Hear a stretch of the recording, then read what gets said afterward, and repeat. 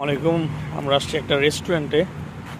এটার মানে নতুন কিছু আর কি, পুরো একটা নতুন ডিজাইন। তাঁবুটা নিয়ে রাখছে, তাঁবুর ভিতরে রেস্টুরেন্ট এই যে, আর পাশে হচ্ছে হাইওয়ে এবং কি আনারস গাছ, আনারস বাগান। আনারস চাষ করছিলি না? হ্যাঁ, আনারস। এখানে রাতের বেলা বেশি সুন্দর লাগে, লাইটিং থাকে। এখানে বসে খাওয়া দাওয়া করে।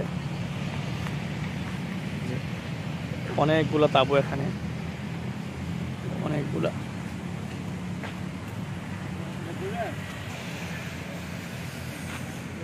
অনেকগুলো টেবিল দেওয়া,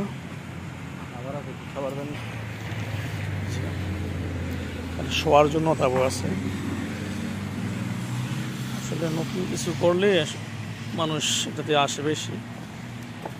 তবে এটাতে মনে করি তুলনামূলক খরচ কম হয়েছে, কারণ কোনো ডেকোরেশন করা লাগে নাই, জাস্ট খালি তাঁবু।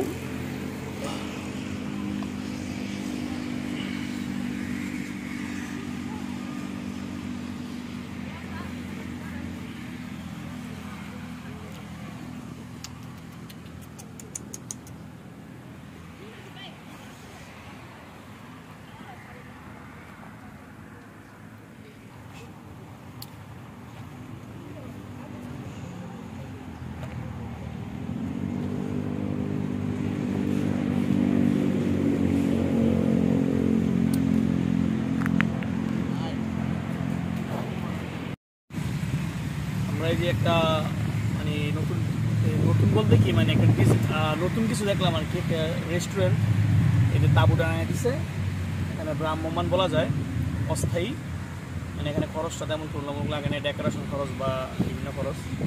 কিছু টেবিল দিয়ে দিচ্ছে, অস্থায়ী টেবিল। টেবিলকে দেখান, এগুলো বইটা ফেলা যায়, এরকম কিছু তাঁবু টাঙায় দিচ্ছে রাস্তার পাশে। আর ওই যে ওই পাশে হচ্ছে কি বলে এটা, আনারস বাগান ডান পাশে। তো এখানে আমরা বসলাম, বসার পরে আমরা এই যে মনে করছি যে অরিজিনাল জুস হবে কিছু, অর্ডার দিছি। পরে এই যে দেখেন, এটার ভিতরে আইস দিচ্ছে, একটু পানি আর একটু ফ্লেভার দিয়ে দিচ্ছে। মালয়েশিয়ান রিঙ্গিত 10 রিঙ্গিত, মানে বাংলা টাকা মোটামুটি 290 টাকার মতো হবে। তো পরে আইনা দেখি যে আমরা মানে অথচ বাহিরে, একটু বাহিরে এগুলো 2 রিঙ্গিত করে বিক্রি করে, 2 রিঙ্গিত বা 2.5 রিঙ্গিত। কিন্তু কি পরিমাণ পকেট কাটার জন্য তারা বসছে, কিন্তু মানুষের অভাব নেই, কাস্টমার প্রচুর, হয়তো সন্ধ্যায় আসবে। এই হচ্ছে অবস্থা আর কি। একটু ইউনিক ডিজাইন করছে, আর ব্যবসা মোটামুটি উড়াদুরা খুব ভালো চলতেছে।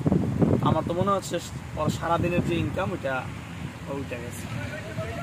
দেশে এরকম কিছু ইউনিক কিছু করবেন, ইনশাল্লাহ ভালো কিছু হবে। এর আগে রেস্টুরেন্টে গেছিলাম, এই যে কুসুর বাগানের মাঝখানে এই রেস্টুরেন্ট, ওইটাতে সেম অবস্থা, কিন্তু ওইটা অনেক সুন্দর ছিল এই আর কি। ঠিক আছে।